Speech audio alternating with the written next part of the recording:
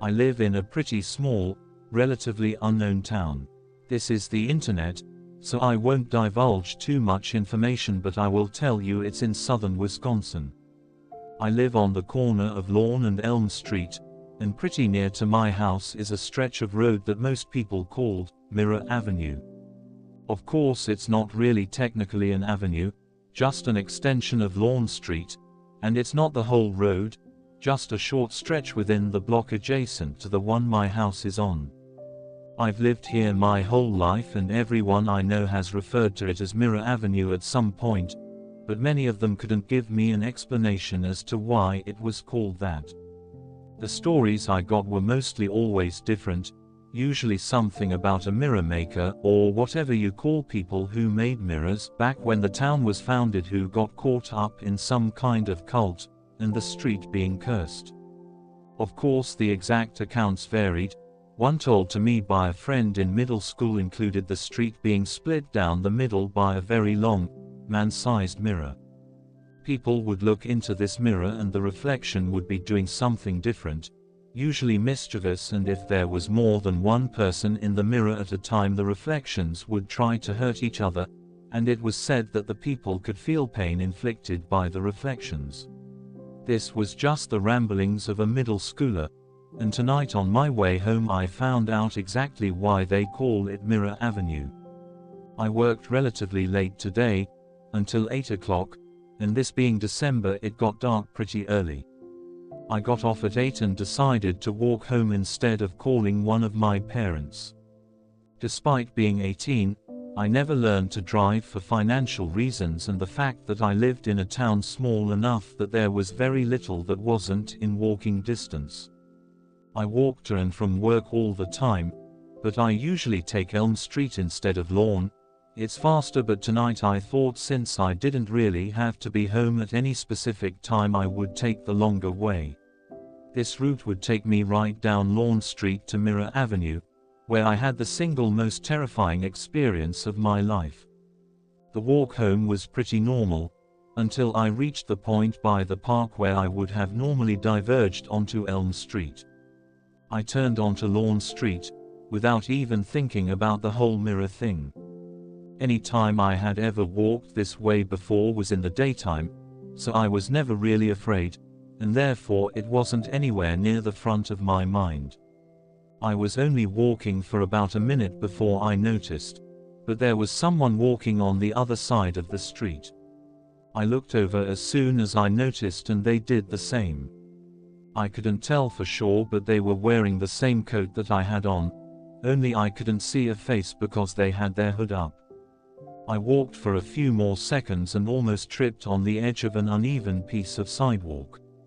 It was then that I noticed something strange. I guess had I thought more about the mirror thing before, I would have expected it, but the guy on the other side of the street stumbled at the same time. I stood there for a second and then started to walk again, thinking maybe it was a fluke, but to test it I stopped abruptly, and watched to see what he did. Of course he stopped, watching me the whole time I was watching him. Now I was certain something was off. I yelled across the street at the guy, but I didn't hear anything from him, even though he seemed to be making the same motion I was, as if he was yelling too. I stood there for about 5 minutes, waving my arms around and things like that, watching the man on the other side of the street as he mimicked me perfectly. Eventually I decided to see what happened if I got closer, and so I stepped out onto the street, and he did the same. I stopped, scared for a moment.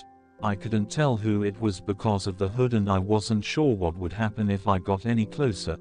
And the whole time he was silently copying me, every aspect of my movement synced perfectly as if he was my reflection. Now I was thinking about the mirror thing, and based on the stories I had heard growing up, I expected that nothing good could come of this. My curiosity got the better of me though, and I got closer until I was just about in the very center of the road, with my reflection just on the other side of the lane divider. I almost reached out and tried to touch it, but I was too afraid, and at the last minute pulled my hand back. It was then that I heard a sort of growling from the reflection. Apparently it had wanted me to touch it, as it made this clear by the mumbling from underneath its hood. I thought for a moment, and I wanted to see if this was some sort of reflection, so I figured maybe if I put my hood up, he would end up putting his down. And so I stepped back to the sidewalk because I was uncertain as to what would happen next, and I prepared myself. I was shaking, partially in anticipation and partially because I was terrified of what might happen to me. I was obviously in some deep sh*t here, as I knew now that this had to have something to do with the old legends. I stood there, my hands just above my shoulders, ready to put my hood up, with my reflection doing the same. I counted down from 10, whispering to myself and praying that this was just some kid messing with me or that it was all somehow in my head. As I got closer to 1, I shook more violently, so much so that it had become apparent that my reflection was also shaking. As I finally hit 1 and put my hood up, my suspicions were confirmed as I saw the guy on the other side put his hood down. I have no way to accurately describe what I saw. The only thing I can say is that it had my same basic features, but they were contorted and twisted in a hideous and disgusting way that left me staring at it in a horrified daze. It was smiling at me, and that's when I realized that it was no longer doing exactly as I was. I stood there on the sidewalk in shock as it stepped off the curb and began walking towards me. I panicked and ran down the street, and my reflection followed.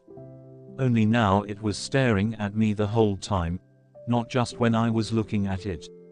It was faster than me, and the closer I got to the edge of the block, the closer it got to me. I was certain for a moment that I could hear it saying something, but I couldn't tell what it was. Just as I was about to reach the corner, it reached out and grabbed my hood, tearing it off as I forced myself forward. I thought it had me, I thought I was dead, another victim of Mirror Avenue, but when I heard that coat rip, it was the most beautiful sound I had ever heard, and I ran like hell until I got right in front of my house, and it was only then that I realized that it was no longer chasing me. I assume it must have stopped when I got past the edge of the block, when I exited the stretch of Lawn Street that was Mirror Avenue. I looked back at Mirror Avenue, expecting to see it standing there on the corner or something, but I couldn't see my reflection anywhere. This worried me, and I got inside as quickly as I could. My family wasn't home. They left a note saying that they had gone Christmas shopping and to call when I got home.